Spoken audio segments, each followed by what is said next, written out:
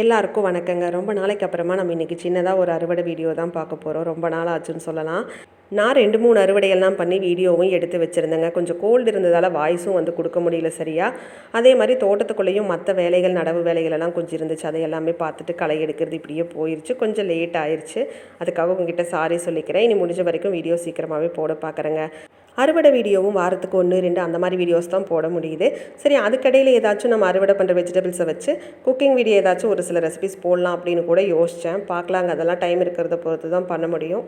இன்றைக்கி இந்த கோவக்காய் செடியிலையும் கொஞ்சம் காய்கள் இருக்குது, அதையும் நம்ம அறுவடை பண்ணிக்கலாம். நம்ம சேனல் யாராவது இப்போ தான் ஃபஸ்ட் டைமாக பார்த்துட்ருக்கீங்கன்னா சப்ஸ்கிரைப் பண்ணிட்டு கூடவே அந்த பெல் ஐக்கானையும் ப்ரெஸ் பண்ணிக்கோங்க. நம்ம சேனலில் கொஞ்சம் நாளைக்கு முன்னாடி விதைகள் வேணும் அப்படின்னு சொல்லியிருந்தீங்க. கத்திரிக்காயில் ஒரு சில ரகங்கள், அதுக்கப்புறமா இன்னும் 1-2 விதைகள் எல்லாம் கேட்டிருந்தீங்க. நானும் விதைகள் எல்லாம் எடுத்ததுக்கப்புறமா ஒரு வீடியோவில் சொல்கிறேன் அப்படின்னு சொல்லியிருப்பேன். முடிஞ்ச வரைக்கும் விதைகள் எல்லாம் சேகரித்து வச்சுருக்கேங்க. விதைகள் இருக்கிறத பொறுத்தும் முடிஞ்ச வரைக்கும் எல்லாருக்கும் கொடுக்கலான்ட்டு தான் இருக்கேன். ஆனால் அதில் விதைகள் எல்லாம் எடுத்ததுக்கப்புறம் நமக்கு அந்த குட்டி குட்டியாக கவர் இருக்கும் பார்த்தீங்களா, அது பக்கத்தில் எங்கேயுமே கிடைக்கலங்க அந்த விதைகள் போடுறதுக்கு. அதை தான் கொஞ்சம் தேடிட்டே இருந்தேன். அதுக்கப்புறம் லாஸ்ட்டாக இப்போ ஒரு புக் ஷாப்பில் ஒரு பாக்கெட் மட்டும் கிடச்சிருக்குதுங்க. சரி, அதை வச்சு நம்ம அடுத்த வீடியோவில் விதைகள் கேட்டவங்களுக்கு இருக்கிற விதைகளை கொடுத்துர்லான் இருக்கேன். அடுத்த வீடியோவில் உங்களுக்கு அதுக்கான தெளிவான வீடியோ வருங்க. நீங்கள் விதைகளை எப்படி வாங்கலாம் என்னங்கிறத பற்றி அந்த வீடியோ பார்த்துட்டு தேவைப்படுறவங்க அதுக்கேற்ற மாதிரி பார்த்து நீங்கள் விதைகள் வாங்கிக்கோங்க. வெயில் தாக்கம் ஒரு பக்கம் வெளியே தலை காட்ட முடியாத அளவுக்கு அடிச்சிட்டு இருக்குதுங்க. நம்மளாலேயே முடியல. இந்த செடிகளெல்லாம் பார்க்குறதுக்கே கொஞ்சம் கஷ்டமாக தாங்க இருக்குது இந்த வெயில். கத்திரிக்காய் நம்ம ஒரு 3-4 வெரைட்டிஸ் கிட்ட போட்டிருந்தோம். அதில் இருந்த செடிகளில் இப்போ பாதி செடிகள் நான் பிடுங்கி வீசியாச்சுங்க. இன்னுமே செடிகள் கொஞ்சம் கூடுதலாக தான் இருக்குது. அது எல்லாத்தையுமே பிடுங்கி போடலான்ட்டு தான் இருக்கேன். ஏன்னா நம்ம வீட்டு யூஸ்க்கு 1-2 செடிகள் இருந்தாலே போதும்.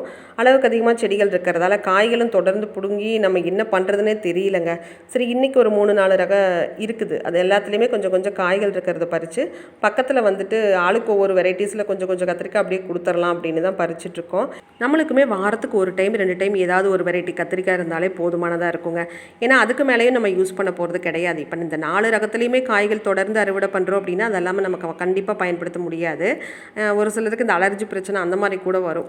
அதனால் எதுவுமே நம்ம அளவோடு எடுத்துக்கிறது தான் நல்லது. போன டைம் நான் சொல்லியிருப்பேன், நாற்று கொஞ்சம் வராத மாதிரி இருந்ததால் நான் மறுபடியும் போட்டு எடுத்து வச்சு தான் கொஞ்சம் கூடுதலான செடிகள் இருக்குது. அதனால் முடிஞ்ச வரைக்கும் பிடுங்கியும் போட்டுட்ருக்கோம். இப்போது நம்ம தோட்டத்து சாலையில் இருக்கிறதுனால இங்கே தோட்டத்துக்கு வர்றவங்களுக்கு அப்புறம் பக்கத்தில் 1-2 வீடுகள் அந்த மாதிரி தான் இதை கொடுக்க முடியுது. நம்ம மற்றவங்களுக்கு கொடுக்கணும் அப்படின்னா தூரமாக போய் கொடுக்குற மாதிரி தாங்க இருக்கும். அதனாலேயே சில நேரம் காய்கள் பறிக்காமல் அப்படியே செடியிலேயே கூட இருக்கும். அப்படியே பழுத்து பழுத்து போயிடுது.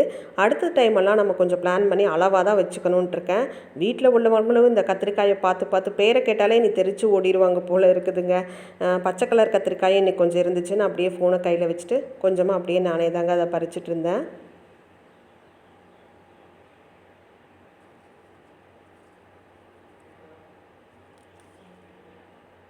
இந்த இடத்துல மழை பெஞ்சதுக்கு கொஞ்சம் கீரை செடிகள் எல்லாமே விதை விழுந்து முளைச்சிருந்ததுங்க. கூடவே கொஞ்சம் களைகளும் இருக்குது. இந்த கீரை அறுவடை பண்ணிவிட்டு இன்றைக்கி இந்த இடத்துல களையும் எடுத்து விடலான் இருக்கோம். அதுக்கு பக்கத்தில் இருந்த செடிகள் கிட்ட கொஞ்சம் தொய்யக்கீரையுமே இருக்குதுங்க. அதையும் அறுவடை பண்ணி இன்றைக்கி இந்த 2 கீரையும் ஒன்றா போட்டு அப்படியே கடைஞ்சிடலாம் அப்படின்னு தான் அறுவடை பண்ணிகிட்ருக்கோம். இப்போது இந்த கீரை செடிகள் எல்லாம் முளைச்சி வரும்போது நான் 1-2 செடிகள் அப்படியே விட்டுட்டு இந்த ஒரு 2-3 டைம் அப்படி தாங்க பண்ணிகிட்ருக்கிறேன். கொஞ்சமாக அதில் இருக்கிற விதைகள் எடுத்தோம் அப்படின்னாலும் வேறு ஒரு இடத்துல உடனடியாக ஒரு பாத்தி மாதிரி ரெடி பண்ணிவிட்டு இந்த செடிகளில் நல்லா கொஞ்சம் காஞ்ச மாதிரி இருக்கும் பார்த்தீங்களா விதைகள், அதிலிருந்து எடுத்து அப்படியே கையோடு வேறு ஒரு இடத்துல போட்டு விட்டுறது. இந்த மாதிரி போட்டு விட்டோம் அப்படின்னா தொடர்ந்து நமக்கு ஓரளவுக்கு கீரை அறுவடையும் கிடச்சிட்டே இருக்குங்க.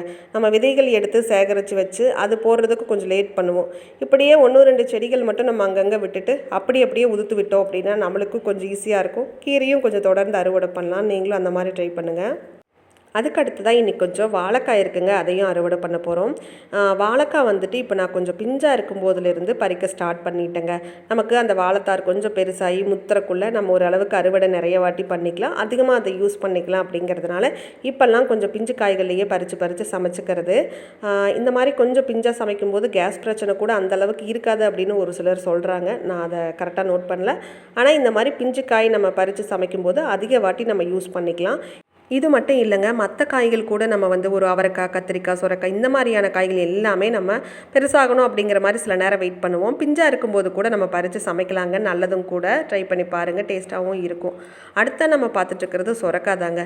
இந்த சுரைக்காய் செடி நம்ம போன டைம் போட்டிருப்போம். அப்போவே நான் சொல்லியிருப்பேன் இதில் சதை பற்றே அந்த அளவுக்கு கிடையாது அப்படின்னு சொல்லிட்டு, அதனால் நம்ம விதைகள் கூட சேகரித்து வைக்கவே கிடையாது. ஆனால் இது நம்ம சமையலுக்கு யூஸ் பண்ணிவிட்டு அந்த அறுத்த விதைகளெல்லாம் தூக்கி போடுவோம் பார்த்தீங்களா, அந்த மாதிரி போட்டதில் ஒரு ஒரு 4-5 செடிக்கிட்ட வந்து முளைச்சிருந்தது. அதில் நம்ம இப்போ 1-2 செடிகள் மட்டும் அப்படியே விட்டுருக்கோம். இது வந்து சோம்பு செடி தாங்க, நாற்று எடுத்து வச்சது. இந்த இடத்துலையுமே அப்படியே வந்துட்டுருக்கு. இன்றைக்கி இந்த சொரக்காய் செடியில் இருந்த சொரக்காயுமே அறுவடை பண்ணி எடுத்துக்கிட்டோம். நம்ம ஒருத்தங்களுக்கு காய் கொடுத்து அது வேண்டான்னு சொன்ன பெருமை இந்த சொரக்காய்க்கு தாங்க சேரும். அடுத்ததாக இன்றைக்கி சுண்டைக்காய் செடியிலையும் காய்கள் இருக்குது, அதையும் அறுவடை பண்ணிக்கலாங்க. இப்போ இந்த வெயில் எல்லாம் நம்ம பெருசாக செடிகள் வைக்கல, இருக்கிற செடிகள் கொஞ்சம் இருக்குது அப்படின்னா அந்த நேரத்துல எல்லாம் இந்த சுண்டைக்காய் செடியெல்லாம் நம்ம கொஞ்சம் சப்போர்ட் பண்ணுங்கள். கூடவே வாழைப்பூ, வாழைக்காய் அப்படின்ட்டு ஏதோ ஒன்று நமக்கு அறுவடை கொடுத்துட்டே இருக்குது. நீங்களும் எடை இருக்கிறவங்க கண்டிப்பாக இந்த சுண்டைக்காய் செடியை ஏதாச்சும் ஒரு ஓரமாக 1-2 செடிகள் வந்து வச்சு விடுங்க. அதே மாதிரி இன்னும் ஒரு சில கீரை ரகங்கள் வந்து நம்ம ஒரு டைம் நடவு பண்ணி விட்டோம் அப்படின்னா வருஷ கணக்காக அப்படியே இருக்கும். நமக்கு இந்த மாதிரி காய்கள் இல்லாதப்பெல்லாம் அதை வந்து நம்ம பறித்து அழகாக ஏதோ ஒரு வகையில் பயன்படுத்திக்க முடியும். அதில் முதல்ல நம்ம முக்கியத்துவம் கொடுத்து நடவு பண்ண வேண்டியது அப்படின்னா எடை இருக்கிறவங்க வீட்டுக்கு பின்னாடி கண்டிப்பாக ஒரு முருங்கை மரம் அப்படிங்கிறத வைங்க. நம்ம எல்லாருக்குமே தெரிஞ்சது தான் முருங்கைக்கீரையில் அதிகமான சத்துக்கள் இருக்குது. அது கூடவே நமக்கு முருங்கைக்காய், முருங்கைப்பூ அத்தனையுமே நமக்கு பயனுள்ளதாக இருக்கும். அகத்தி செடி வைக்கலாம். அது போக லைன் கீரை அப்படின்னு சொல்லுவாங்க, பொன்னாங்கண்ணி கீரை, இந்த மாதிரி இன்னும் நிறைய இருக்குங்க. எனக்கு கரெக்டாக ஞாபகம் இல்லை. லட்சக்கட்டை கீரை கூட இருக்குது. அது நம்மக்கிட்ட செடியுமே இருக்குங்க. அந்த செடியை பார்க்குறக்கு ரொம்ப அழகாக இருக்கும். அதை பற்றி தெளிவாக நான் ஒரு வீடியோவில் சொல்கிறேன். இன்னும் என்னென்ன வைக்கலாம் அப்படிங்கிறத அந்த செடியும் உங்ககிட்ட காட்டுறேன். அதுக்கப்புறம் இப்போ சம்மர் வெயில் அதிகமாக இருக்கிறதால சரியாக செடிகளெல்லாம் வைக்க முடியல அப்படிங்கிறவங்க அடுத்த இந்த வெயில் முடிஞ்சதுக்கப்புறம் நம்ம செடிகள் நடவு பண்ணணும் அப்படின்னு நினச்சிட்ருப்போம். அதற்கான வேலைகளை நீங்கள் இப்போ இருந்தே ஸ்டார்ட் பண்ணுங்கள். இந்த வெயிலில் வீணாக கிடைக்கக்கூடிய இலைத்தலை சருகுகளெல்லாம் பக்கத்தில் கிடைக்குது, காய்கறி கழிவுகளெல்லாம் இருக்குதுன்னா அதெல்லாம் கொஞ்சம் நல்லா போட்டு நம்ம செடிகள் வைக்கக்கூடிய மண் கலவையில் மிக்ஸ் பண்ணி அதெல்லாம் கொஞ்சம் மக்கிற மாதிரி ரெடி பண்ணி வச்சுக்கிட்டிங்க அப்படின்னா இந்த சம்மர் முடிஞ்சு நம்ம செடிகள் வைக்கும்போது அந்த மண் கலவை நல்லா சத்துக்கள் உள்ளதாக இருக்கும், செடிகளும் நல்லா வரும். இப்போவே நீங்கள் இந்த மாதிரி வேலைகள் ஸ்டார்ட் பண்ணுங்கள். இன்றைக்கி நம்மளோட அறுவடை சுண்டைக்காய் நிறைய அறுவடை பண்ணியிருக்கோங்க. கூடவே 2 வெரைட்டி கத்திரிக்காய், வாழைக்காய், கீரை, சொரக்காய், கோவக்காய்னு அறுவடை பண்ணியிருக்கோம். செரிப்பழ செடியில் கொஞ்சம் பழங்கள் இருந்து அதையும் பறிச்சிருந்த வீடியோ எடுக்கல. இதுக்கு முன்னாடி ஒரு ஷார்ட்ஸில் பழங்கள் அறுவடை போட்டிருக்கேன், அந்த வீடியோ பார்க்காதவங்க பாருங்கள். மியாசகி மாமரத்தில் ஒரே ஒரு மாங்காய் வந்துட்டு திறன்ட்டு இருந்துச்சு. சரி ஃபஸ்ட்டு பழம் அப்படிங்கிறதுனால பறித்து வச்சிடலாம் பழுக்கட்டு அப்படின்னு சொல்லி பறிச்சுட்டேன். எப்படி இருந்துன்னு அடுத்த வீடியோவில் சொல்கிறேன். இந்த அறுவடை வீடியோலாம் உங்களுக்கு பிடிச்சிருக்குது அப்படின்னு நினச்சிங்கன்னா வீடியோக்கு மறக்காமல் ஒரு லைக் பண்ணுங்கள். உங்களோட கருத்துக்களை கமெண்ட்டில் சொல்லுங்கள். அடுத்த ஒரு வீடியோவில் பார்க்கலாம். இந்த வீடியோ பார்த்த அனைவருக்கும் நன்றி.